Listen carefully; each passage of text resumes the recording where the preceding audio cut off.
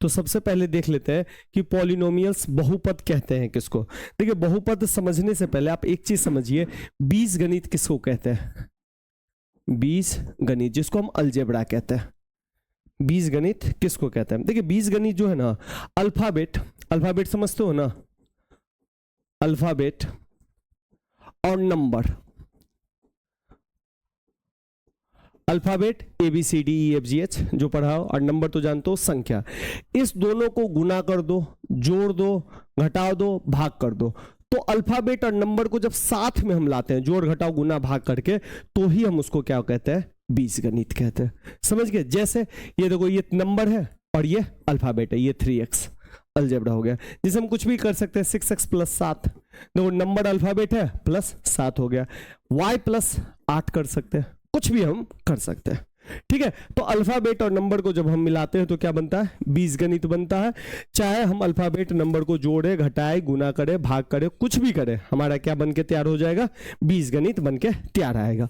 अब बीजगणित को है ना, हम दो हिसाब से डिवाइड करते हैं। एक हिसाब से हम डिवाइड करते हैं पद के हिसाब से।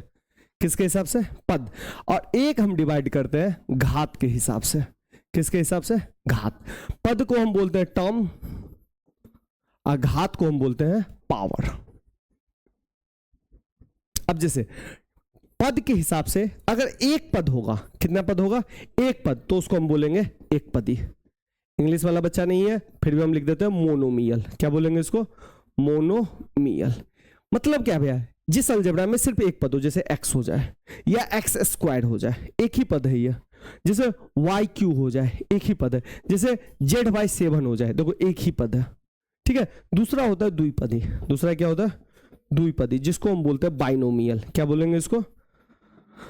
बाइनोमियल। तो सिंपल है, द्विपदी का मतलब कितने पद होने चाहिए? दो पद। जैसे x + 7, देखो एक पद दो पद। जैसे y - 7, जैसे x² + x, दो पद। माइनस भी लग सकता है, प्लस भी लग सकता है, कुछ भी लग सकता है। ठीक है, तो ये हो गया द्विपद। फिर क्या आएगा? त्रिपदी। तो त्रिपदी में कितने पद होंगे? 3 पद होंगे। ठीक है, फिर आगे क्या आएगा? चतुर्पदी, जिसमें कितने पद होंगे? 4 पद। तो पद के हिसाब से ऐसे याद रखेंगे। क्लियर है? बस गिनने के क्रम में आप याद रखिएगा, प्लस माइनस के बीच वाला पद हम गिनेंगे। ठीक है, ये ध्यान। अब ऐसे रहेगा 3 × x, तो ये नहीं कह देना भैया दो पद है, इसको एक साथ ही करना पड़ेगा हमको। 3x, तो ये एक ही पद होगा। क्लियर है? अब मेन इंपॉर्टेंट है घात। क्या है? घात। घात के हिसाब से आपको समझना पड़ेगा। अगर पावर 1 है, पावर कितना है? 1, घात कितना है? 1, तो इसको हम बोलेंगे रेखिक। क्या बोलेंगे? रेखिक। रेखिक क्या? तो बहुपद पढ़ रहे हैं तो इसको अभी हम बोल देते हैं बहुपद। समझ गए? यानी कि मैक्सिमम पावर क्या हो? 1 हो। आप कहोगे भैया पावर किसको कहते हैं? तो अलजेब्रा पे पावर हो। अलजेब्रा मतलब अल्फाबेट पे पावर हो। किस पे पावर हो? अल्फाबेट। यहां पे अल्फाबेट को हमेशा ध्यान रखिएगा, हम लोग बोलते हैं चर। क्या बोलते हैं इसको? और नंबर को हम बोलते हैं अचर। ये क्या होता है? ये चर होता है जो बदलता रहता है। अचर क्या होता है? फिक्स होता है। मतलब क्या? मतलब सिंपल है, जैसे हम बोलेंगे x है। ठीक है, बताओ x का कितना नंबर है? तो हो सकता है अनुज के लिए कुछ और हो, 10 हो जाए, व्यास के लिए 15 हो जाए, शुभम के लिए 18 हो जाए। हर बच्चा के लिए ये नंबर क्या हो सकता है? अलग अलग। लेकिन क्या मैं एक नंबर लिख दूं 8, तो क्या ये हर बच्चा के लिए अलग अलग होगा या सभी के लिए 8 ही होगा? सभी के लिए 8। बात समझ गए? तो इसीलिए चर हमेशा बदलता रहता है और अचर हमेशा क्या होता है? फिक्स होता है। तो घात जो हमेशा होगा वो किस पे होगा? चर पे। ठीक है, जैसे x के ऊपर कुछ नहीं है तो क्या होगा? 1 है। x के ऊपर 2 हो गया, ये क्या है? घात है। जैसे y³ हो गया, ये क्या है? घात है, पावर है। इसको क्या बोलते हैं? पावर बोलो या घात बोलो। तो मैक्सिमम घात क्या हो? 1 हो तो उसको हम क्या बोलते हैं? रेखिक बहुपद। जैसे इसका एग्जाम्पल हमेशा याद रखना, हम हमेशा इसको ना ऐसे लिखते हैं ax + b। कैसे लिखते हैं? ax + b। मतलब क्या भैया? इसको हम सजाने एग्जाम्पल के तौर पे और भी लिखे तो हम इसको ऐसे लिख सकते हैं x + 5। देखो x के पावर कितना है? 1। ठीक है, जैसे हम y + 5 लिख सकते हैं या y + 10 लिख सकते हैं। y के पावर में क्या है? कुछ नहीं है तो 1 है। ठीक है, क्या भैया हम ऐसे लिख सकते हैं y² + 5? बिल्कुल भी नहीं लिख सकते, क्योंकि पावर कितना चला गया? 2। तो पावर कितना होना चाहिए? 1 ही। किसका पावर 1 होना चाहिए? x या y, या बोले तो चर का पावर 1 ही होना चाहिए। एक से ज्यादा नहीं होना चाहिए। ठीक है, क्या हम ऐसे लिख सकते हैं सिर्फ x? तो हाँ लिख सकते हैं, x प्लस 0 भी तो कर सकते हैं हम। बात समझ में आया या नहीं आया? बात समझ में आया? जैसे हम इसमें एग्जांपल और डाल सकते हैं, y डाल सकते हैं, जैसे z डाल सकते हैं। ठीक है, अब ये ध्यान से देखो, इसमें देखोगे तो 2 पद है तो उस हिसाब से द्विपदी हो गया। नीचे वाले में देखोगे एक पद है तो इस हिसाब से क्या हो गया? एक पदी हो गया। बात समझ में आ गया? पावर के हिसाब से देखोगे तो सब क्या है? रेखिक है। पद के हिसाब से देखोगे तो ये दोनों द्विपदी हो गया और ये नीचे वाला एक पदी हो गया। क्लियर है? अब सेकंड आता है जिसमें घात कितना हो? 2 हो। घात कितना हो? 2। तो घात 2 होगा तो इसको हम बोलेंगे द्विघात। क्या बोलेंगे? द्विघात बहुपद। अच्छा, इंग्लिश वाला बच्चा अगर कोई होगा तो रेखिक बहुपद को हम बोलते हैं लीनियर। क्या बोलते हैं? Linear polynomial. और द्विघात को हम बोलते हैं क्वाड्रेटिक। क्या बोलते हैं? क्वाड्रेटिक। अब भाई द्विघात बहुपद का मतलब क्या? चर वाले पार्ट पे एक्स वाई जेड पे कुछ भी हो, चर हो, उस पे पावर कितना होना चाहिए? 2। मैक्सिमम पावर 1 हो सकता है लेकिन मैक्सिमम कितना होना चाहिए? 2। इसको हम लिखते हैं ax² plus bx plus c के हिसाब से। ठीक है, अब देखो x यहां भी है, x यहां भी है। इस x के पावर में कितना है? 1 और इस x के पावर में कितना है? 2। मैक्सिमम कितना है? ज्यादा क्या है? 2 ना, तो ये द्विघात हो गया। क्लियर है? इसको कैसे लिख सकते हैं? तो भैया इसको हम लिख सकते हैं x² प्लस x प्लस 8, कुछ भी एग्जाम्पल के तौर पे। इसको और क्या लिख सकते हैं? 6x² plus 9x minus 3। बात समझ गया भैया? ये तो 3 पद हो गया। हमको पद से मतलब नहीं, हमको किससे मतलब है भाई? पावर में मैक्सिमम कितना होना चाहिए? 2। अब बताओ तो ये है या नहीं है द्विघात? ये है द्विघात? हाँ है भाई, x पे 2 है पावर, हाँ है द्विघात। ये है द्विघात? हाँ एक ही पद है, उससे हमको मतलब नहीं है भाई, है ना? पावर पे 2 तो ये क्या हो गया? द्विघात हो गया। बात समझ गया? इसी तरह क्या आ जाएगा? त्रिघात। त्रिघात को हम बोलते हैं क्यूबिक। क्या बोलते हैं? क्यूबिक। तो हम यहां पे पहले लिख देते हैं घात कितना होना चाहिए? 3। तो इसको हम क्या बोल देते हैं? त्रिघात बहुपद। बारी रही है, त्रिघात बहुपद। समझ गए? अब जैसे ax³ plus bx² plus cx plus d। x देखो यहां भी है, यहां भी है, यहां भी है। मैक्सिमम कहां पे है? यहां पे। समझ गए? तो ये वाला टर्म होना ही चाहिए तभी ये त्रिघात होगा। अगर ये सब टर्म रहे या न रहे कोई फर्क नहीं पड़ता।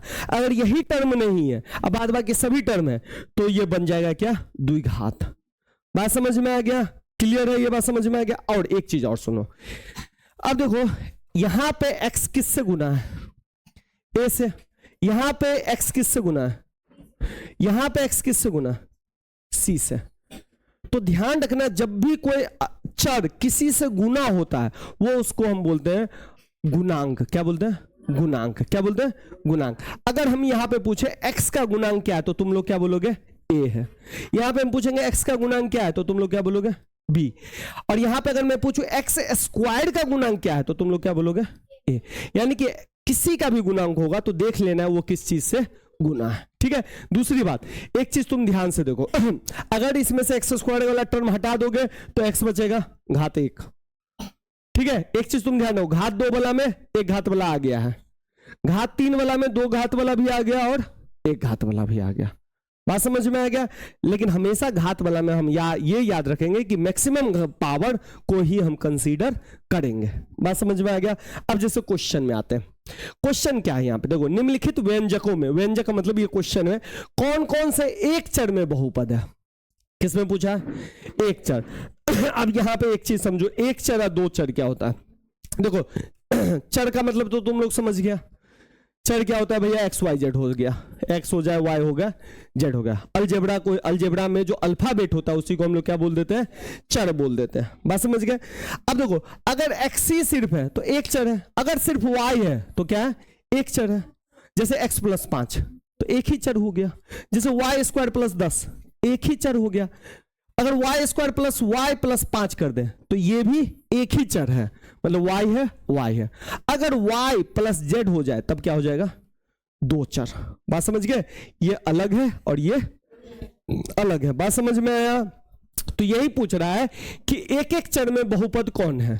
तो भैया देखो इसमें भी x है इसमें भी, तो ये कितने चर हो गए? 2 चर हो गए, एक ही चर हुए ना। एक्स स्क्वायर उसका मतलब है तो x ही ना। इसमें कितने चर है? y ही है सिर्फ, और कुछ दिख रहा है? नंबर है, नंबर तो चर होता नहीं है। तो ये भी कितने चर है? 1 चर। इधर कितने चर है? t के बारे में पूछा तो 1 ही चर है। ठीक है, ध्यान रखिएगा ये बहुपद नहीं है, ये भी ध्यान रखना होता है। ये भी बहुपद नहीं है, लेकिन चर कितना है? 1 ही है। अब कहोगे भैया बहुपद क्यों नहीं है? तो ध्यान से देखिए, t के ऊपर रूट लगा है, ठीक है, और ये y क्या है? नीचे में। तो भाई बहुपद तभी होगा जब y पर एक सॉलिड नंबर हो। y पर क्या हो? सॉलिड नंबर हो, जैसे 1 हो, 2 हो, 3 हो, 4 हो, ऐसे हो। बट्टा में नहीं होना चाहिए, ठीक है, और माइनस में नहीं होना चाहिए। यानी कि इस पे क्या होना चाहिए? प्राकृत संख्या। बात समझ में आ गया? इसमें कितने चर है बताइए? 3 चर है, x है, y है और t है। क्लियर है? बात समझ में आ गया? तो चर की कहानी खत्म हो गया। जितने अल्फाबेट होंगे गिन लेंगे, उस हिसाब से हम बता देंगे ये चर है। क्लियर है? चलिए नेक्स्ट क्वेश्चन। निम्नलिखित में से प्रत्येक में एक्स स्क्वायर का गुणांक। सिंपल क्वेश्चन है। एक्स स्क्वायर को पकड़ो, देखो किससे वो गुना है। देखो इसमें एक्स स्क्वायर किससे गुना है?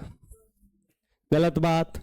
2 plus x square plus x है, ये 2 से गुना थोड़ी है, ये 2 से तो जुड़ रहा है। तो एक्स स्क्वायर कहोगे भाई किसी से गुना नहीं, तो किसी से भी गुना नहीं है, तो किससे गुना होगा? किससे होता है? जब किसी से नहीं होता है तो 1 से। अगर यही सवाल ऐसे रहता, ऐसे, तब हम क्या बोलते हैं? एक्स स्क्वायर का गुणांक कितना होता? बताओ जल्दी से। 1 या -1? -1, क्योंकि माइनस है ना, तो -1। समझ गए? इसमें बताओ एक्स स्क्वायर किससे गुना है? -1 से। समझ में आया? इसमें एक्स स्क्वायर किससे गुना है? तो π/2 से। क्लियर है? इसमें एक्स स्क्वायर किससे गुना है? आप कहोगे भाई इसमें तो एक्स स्क्वायर है ही नहीं, तो जब नहीं है तो सिंपल है, वो किससे गुना हुआ होगा? 0 से। 1 से? बकलोलवा, 1 से गुना होगा तो दिखेगा। मतलब देखो 0 से कोई भी चीज गुना होता है ना, तो वो क्या हो जाता है? 0, और 0 दिखता नहीं है। बात समझ गया? तो जब वो टर्म ही न रहे तो समझ जाना वो किससे गुना है? 0 से। अगर इसको हम लिखना चाहे तो हम इसको ऐसे लिख सकते हैं, 0 × x² प्लस √x माइनस 1। तो ये एक्स स्क्वायर का गुणांक किससे हो गया? क्लियर है? कोई दिक्कत है तो बता दीजिए। नहीं, बस छोटा ही एक्सरसाइज है।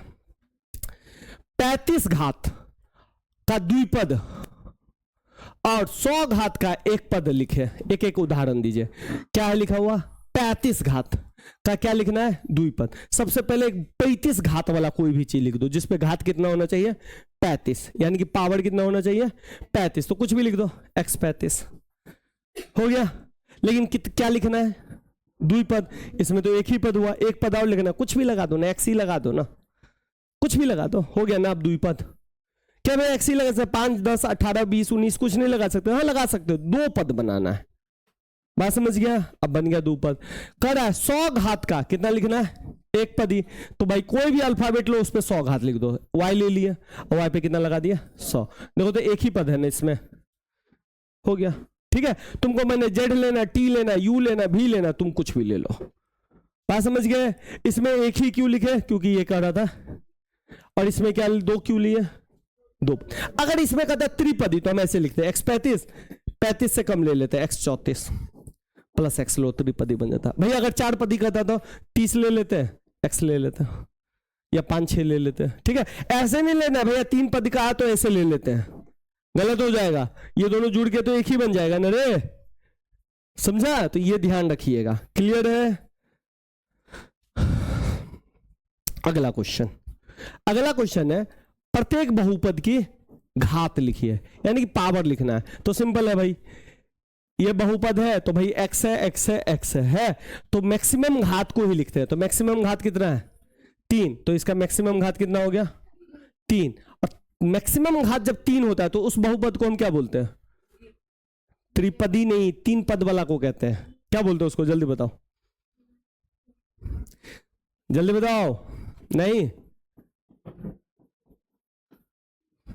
त्रिघात।